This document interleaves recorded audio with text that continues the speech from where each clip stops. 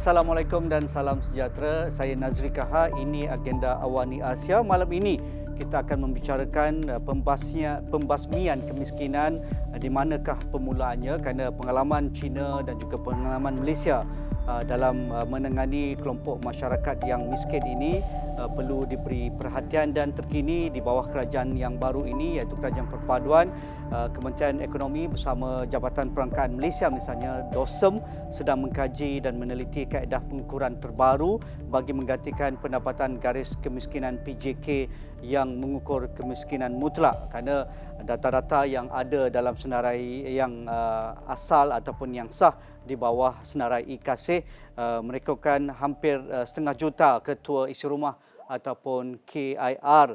Daripada jumlah itu, seramai 124,519 ketua isi rumah di bawah kategori miskin tegar ataupun lebih 300,000 ketua isi rumah di bawah kategori miskin. Jadi membasmi kemiskinan ini merupakan agenda utama Kerajaan Perpaduan ini, dan beberapa kali dinyatakan dalam ucapan-ucapan ataupun dalam pertemuan dengan pihak rakyat. Perdana Menteri bertekad bahawa kerajaan ini akan cuba menyelesaikan ataupun mengeluarkan ketua isi rumah di bawah kemiskinan mutlak ini.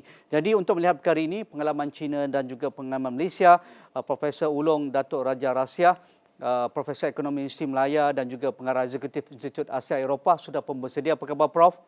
Khabar baik, saudara. Terima kasih, kerana bukan senang nak dapatkan Prof untuk ditemubah secara eksklusif pada malam ini. Terima kasih, Prof. Dan juga saudara Ahmad Shukri Azmi, wartawan kumpulan media Cina yang sudah pun kembali ke Beijing. Apa khabar Shukri? Baik, Haji.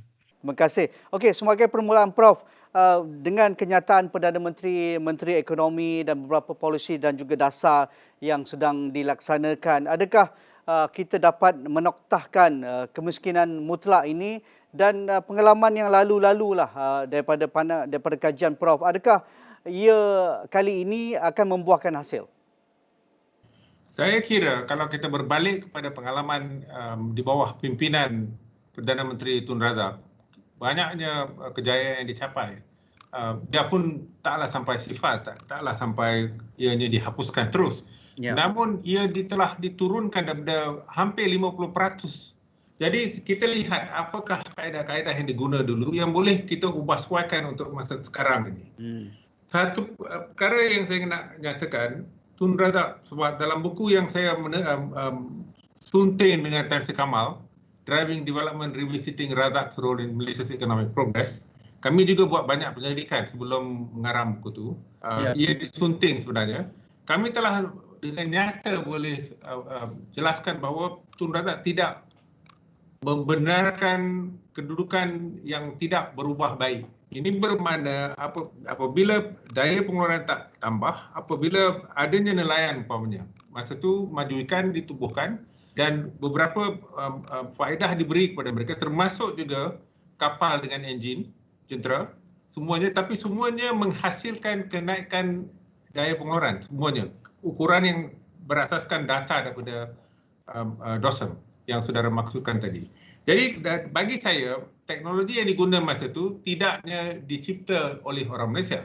Mardi digunakan umpamanya dalam pertanian, tapi semuanya diubah suaikan. Teknologi yang dibawa dari luar negara diubah suaikan. Buat masa ini, Malaysia mempunyai keupayaan untuk mencipta. Jadi kedudukannya lebih tinggi. Malaysia berupaya untuk mengambil langkah yang lebih terus untuk menghapuskan terus kemiskinan mutlak. Bagi saya, ia telah bermula dengan ucapan dengan keazaman Perdana Menteri telah nyatakan, iaitu dan beliau juga saya lihat dalam pengalaman saya memahami perbezaan antara kemiskinan tegar dan kemiskinan mutlak. Jadi bagi saya, disebabkan adanya pimpinan seperti itu, kita boleh membawa balik satu pengalaman yang berjaya, cuba mengubah suaikan dengan zaman sekarang ini demi mencapai matlamat itu. Jadi saya yakin ia boleh dicapai. Okey, saya nak minta Prof tambah, tetapi saya kembali kepada Ahmad Shukri Azmi. Kita tahu China satu ketika mempunyai populasi yang besar, kelompok miskin tegar ini.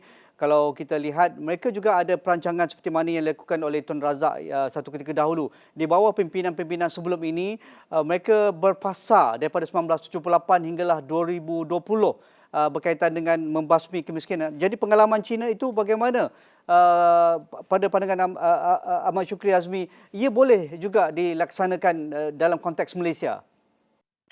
Saya nampak sepanjang keberadaan saya di sini dalam masa tempoh 5 tahun ini, saya sempat berada waktu China belum lagi mencapai kemiskinan, keluar daripada kemiskinan mutlak.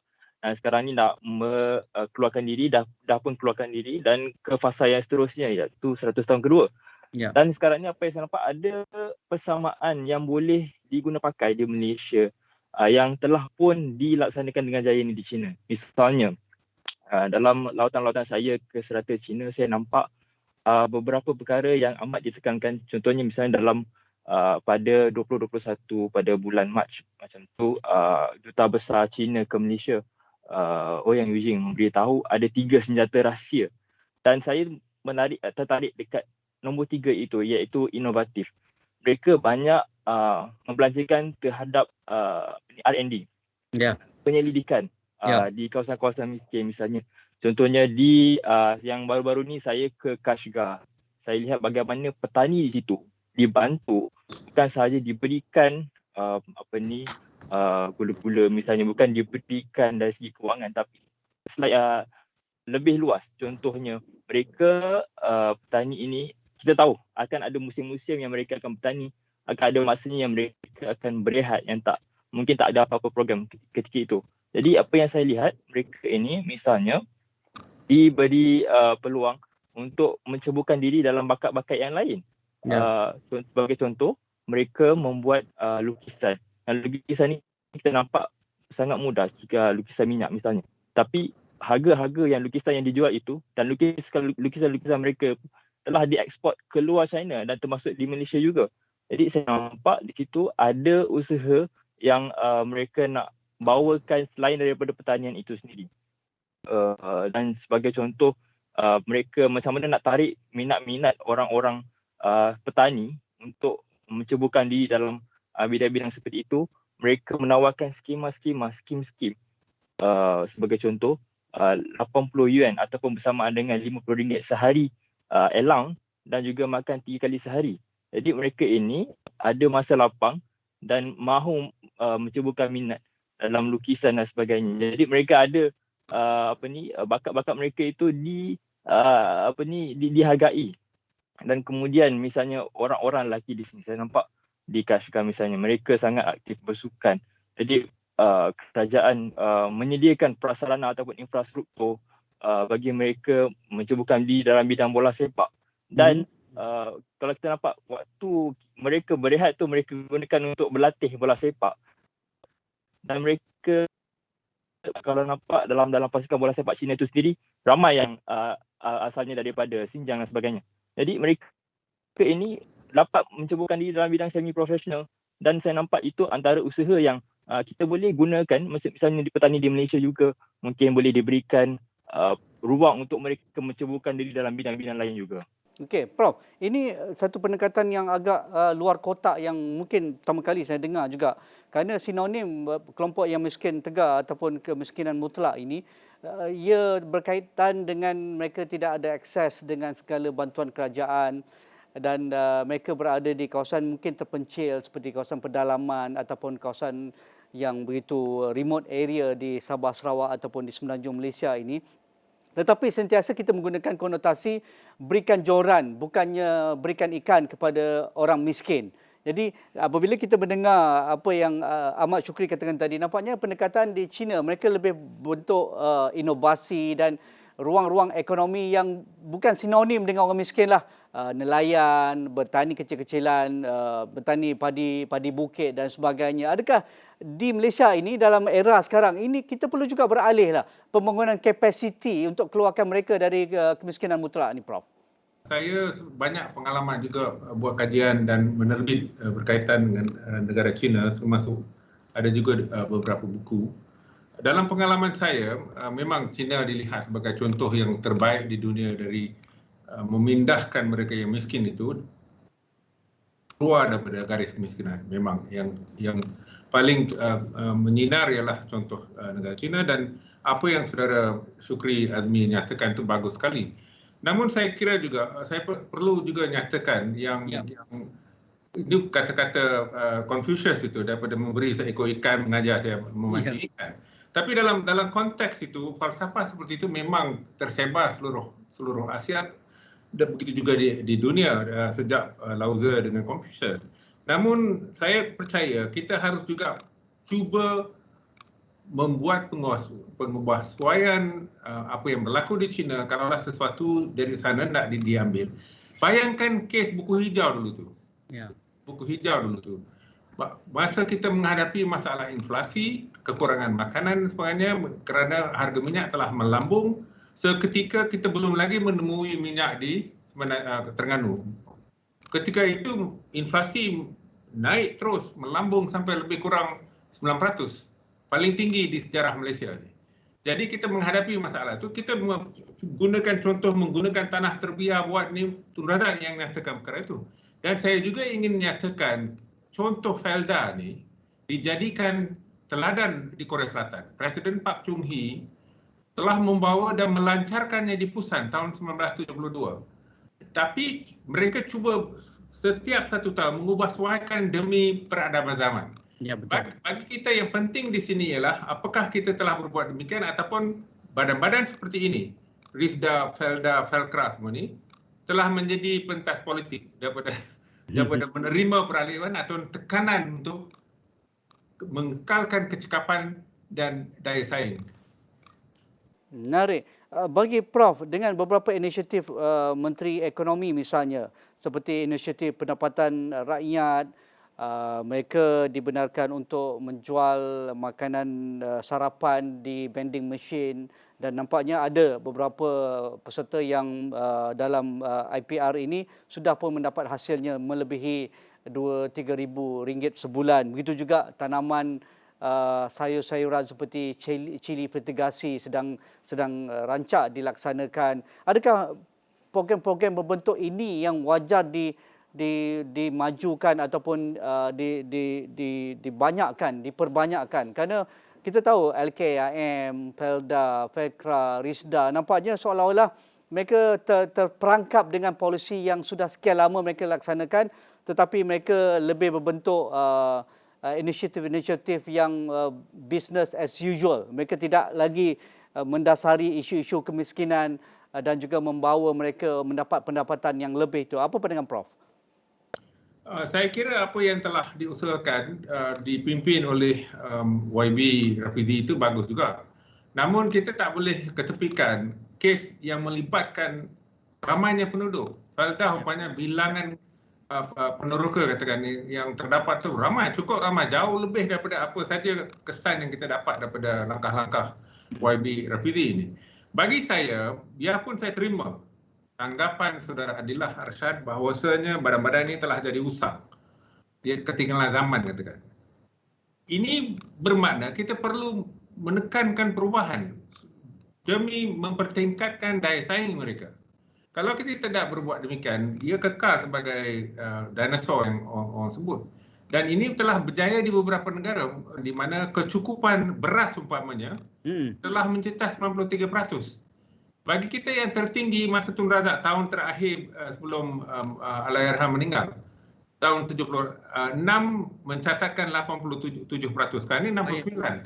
Ya. Jadi bagi saya contoh itu wujud dan mereka juga belajar daripada kita.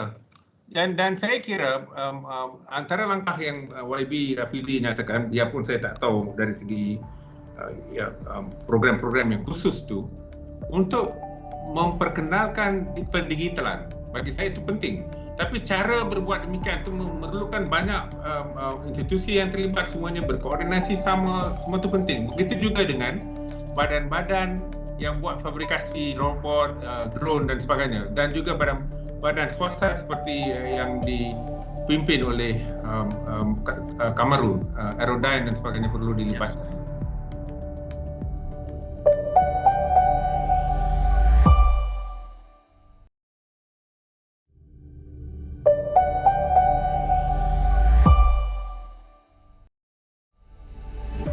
Bagi Ahmad Syukri Azmi, pengalaman di China dan kita tahu juga wilayah-wilayah China ni tak semua mempunyai pertumbuhan ekonomi yang baik seperti wilayah-wilayah terutamanya di sebelah utara ataupun di sebelah pantai benua China itu, tetapi di kawasan-kawasan lebih ke dalam itu sepadan dengan Tibet, sepadan dengan Mongolia dan Rusia itu kita tahu juga mereka masih ketinggalan. Jadi pengalaman berada di Xinjiang, di bandar Kashgar dan sebagainya, adakah ini menjadi satu kebanggaan polisi-polisi yang benar-benar sampai kepada kelompok sasar untuk mengeluarkan mereka dari paras kemiskinan? Syukri. Ya, ia menjadi satu kebanggaan, tapi saya lihat mereka memang banggakan tentang pencapaian ini. Tapi saya lihat ada satu lagi perkara yang mereka lebih fokus, iaitu bagaimana walaupun tanpa pendigitalan. Tadi kita sebut tentang pendigitalan kan. Kalau nak masuk ke dalam kawasan-kawasan ini perlu kita hebatkan internet, misalnya infrastruktur yang asas lah kan. Kalau kita ikutkan Maslow hierarchy itu, kita perlukan yang basic needs yang diperlukan oleh penduduk tempatan. Tapi tempat-tempat yang saya pergi itu juga yang dahulunya saya faham mereka juga ketinggalan dari sudut pendigitalan. Tapi bagaimana mereka dapat overcome, saya nampak lihat ialah pengkaderan mereka. Bagaimana dari top bottom mereka penyelarasan itu, coordination itu sampai ke orang-orang bawah. Walaupun terputus, mungkin internet tak ada, tetapi mereka dapat juga memasuki kawasan-kawasan itu dengan adanya bantuan-bantuan yang saya boleh panggil, misalnya dari Shanghai, boleh sampai ke Kashgar. Kita tahu Shanghai ni lebih dekat ke Malaysia berbanding dari Shanghai ke Kashgar. Tapi mereka ni turun padang dari berbeza provinsi dan memberi bantuan-bantuan yang diperlukan, misalnya dari segi teknologi dan sebagainya. Saya lihat boleh juga kalau di Malaysia, apa salahnya kalau dari satu negeri ke negeri yang lain yang saling membantu. Kalau yang ini negeri ini dah maju, apa salahnya negeri ini bantu pula negeri yang kurang maju. Kaedahnya begitulah. Tapi yang saya lihat perkaderan itu, mereka turun padang dengan saya ingat lagi satu yang mereka pegang macam mantra ni, macam no one left behind. Yang pernah juga diusulkan oleh Perdana Menteri dahulu ketika COVID-19, tapi yang ini memang untuk pembahasan kemiskinan ini, no one left behind. Maksudnya semua orang perlu turun padang untuk bantu mereka-mereka yang miskin ini. Tak kiralah dari petani ke ataupun penternak ke, semuanya perlu bersatu padu untuk menjayakan pembahasan kemiskinan mutlak. Ya, dari aspek itu, dari sudut struktur ekonomi, kalau negara China kita tahu mereka berasaskan ekonomi sosialis, Prof, dan kita berasaskan ekonomi kapitalis, dan pastinya apabila kita membuat pelaburan kita memerlukan keuntungan, tetapi keuntungan yang ingin kita capai ataupun raih dalam kita melaburkan dalam pembasmian kemiskinan ini, ia memakan masa seperti mana yang dilakukan oleh Allahyarham Tun Abdul Razak. Ia bukan sekelip mata. Jadi bagaimana polisi yang betul dan juga agensi-agensi yang terlibat ini benar-benar memahami kelompok-kelompok ataupun pelanggan-pelanggan mereka yang mereka ingin santuni ataupun hormati, tetapi dalam masa yang sama, pengalaman China dan juga pengalaman Syukri ke lapangan itu, iaitu menggunakan teknologi dan juga prinsip top down itu dan bottom up itu saling melengkapi antara satu sama lain. Pandangan Prof. Banyaknya peralihan yang telah berlaku di China, terutamanya selepas reformasi 1978. Ia juga melibatkan, kalau dulunya semua tanah, semua sumber dimiliki oleh pemerintah komunis, tapi sejak 1978 kegunaannya boleh disewa. Boleh disewa. Jadi banyaknya perswastaan dari sudut itu telah berlaku, dan juga disebabkan oleh perkembangan kegiatan swasta itu yang menakutkan orang. Kerajaan juga telah melancarkan, ini berasaskan negeri-negeri tertentu. Kalau di kawasan timur, Shandong,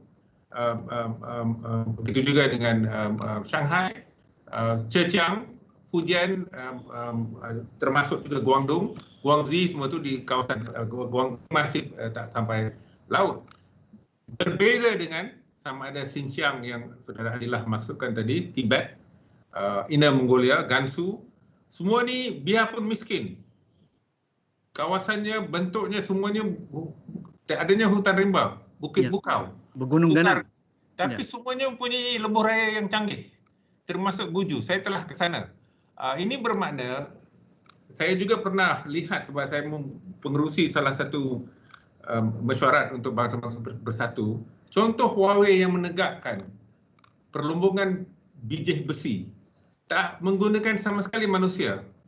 Lori yang dibawa tu driverless, dibawa ke atas, adanya drone bawa bijih besi itu, muatkan dengan lori itu dia buat pakai seinci sebelum, kalau tidak jatuh lori itu, secanggih itu, sejitu, kemudian lori turun ke bawah. Masa itu suhu 13 darjah negatif.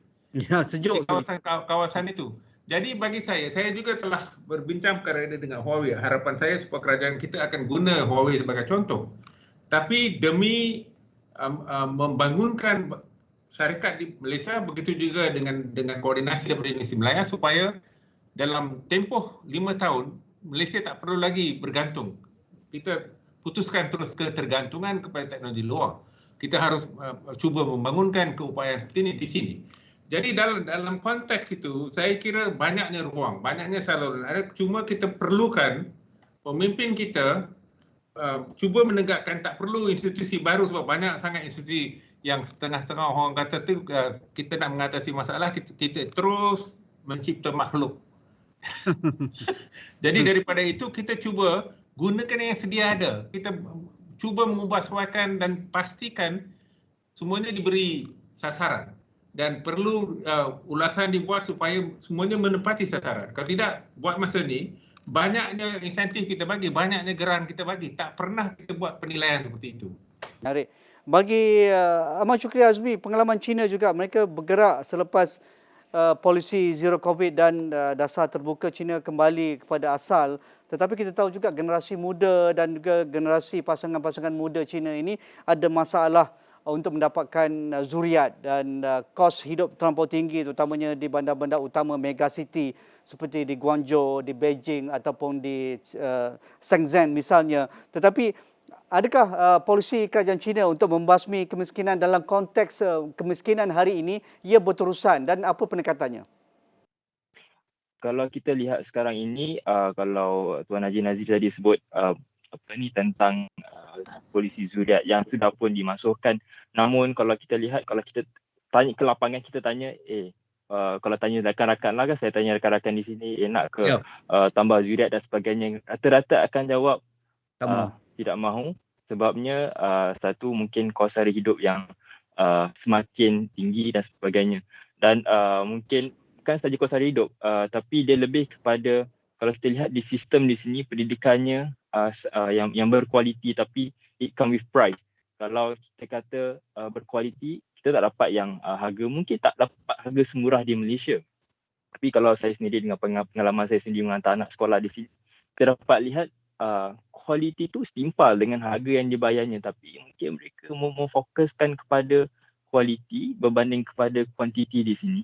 Saya lihat itu mungkin dalam jangka masa panjang ni mungkin akan ada hiccup di sini dan sana, tapi mungkin ada cara-cara yang baru oleh pihak kerajaan bagaimana nak mengatasi population yang mungkin kata aging population dan sebagainya. Mungkin ada langkah-langkah baru untuk memberi rangsangan kepada mereka untuk menambah lagi zuriat supaya akan jadi satu negara yang balance pada masa akan datang, 50 tahun akan datang, 60 tahun akan datang dan sebagainya. Okey, sekali Prof. Kita ada success story yang banyak berkaitan dengan program pembasmian kemiskinan. Antara yang saya tidak lupa adalah program di bawah Amanah Ikhtiar Malaysia, AIM.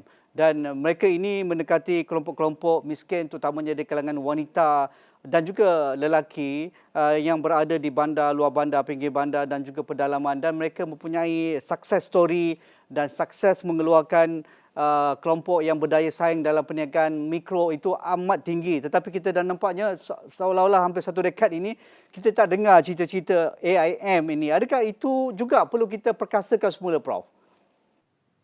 Dalam pengalaman saya, ini saya kira terpulang pada sama ada Saudara Adilah nak menyiarkan. Sebenarnya bila kita sebut berjaya, ini bukan bermakna orang yang dapatkan RM100 itu telah mengeluarkan pulangan yang memungkinkan mereka bayar balik. Sebenarnya setelah dia tak dapat bayar, dia dipadam terus daripada akaun.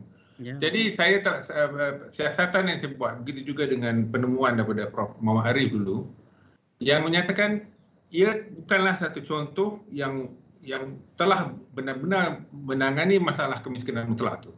Jadi mungkin itu sekarang kita ada tekun. Ya. Tapi saya percaya bunga yang digunakan di Bangladesh asal usul program Ya, ikhtiar Grameen Bank, ya. Grameen Bank tu program ikhtiar yang itu sebenarnya berjaya di sana kerana bunganya hampir 26%. Jadi biarpun Muhammad Yunus yang memberikan dengan bunga 16% tu masih berjaya disasarkan kepada wanita. Sini kita bukannya ada sistem kewangan yang gagal seperti itu. Disebabkan oleh kegagalan pasaran kewangan di sana, maka punca seperti itu, contoh seperti ini memang bagus sekali untuk menangani masalah itu. Kita bunganya agak rendah. Kalau kita sebut 26% itu tak pernah berlaku di Malaysia. Jadi kita perlu cari jalan yang lain dan juga sasarkan mereka yang benar-benar miskin, yang saya bilang terkandung dalam kemiskinan tegar itu, generasi demi generasi saudara mara semua berada di bawah garis kemiskinan. Ya.